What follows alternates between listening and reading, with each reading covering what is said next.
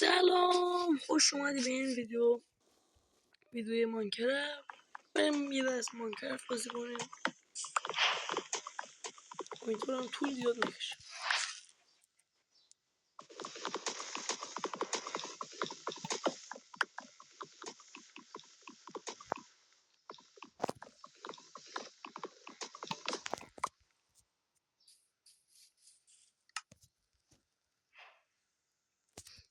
بریم وسیله سنگی درست کنیم.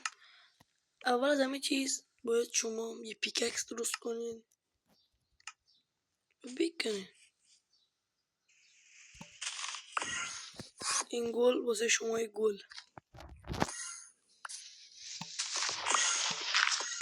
انترمن بولشین دیگه.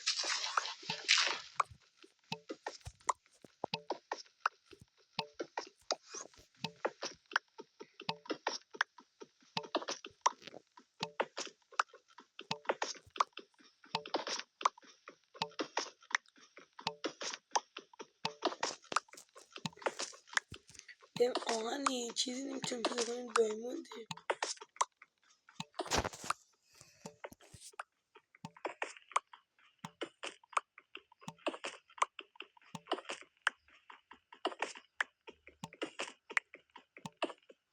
What the hell؟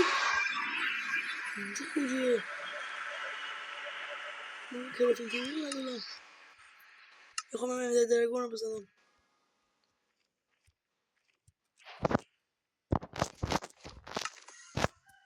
بریم لیتس گو. چی شد؟ من زمینه بکنم.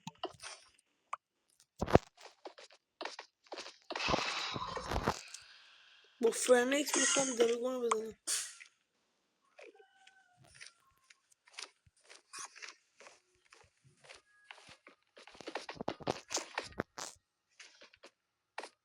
سلام درگون داداش. یکی بید اینجا. جونا نه شوخی هم. امیدوارم تو ویدیو بعدی حال دلتون عالی باشه. تا ویدیو بعدی، خدا نگهدار.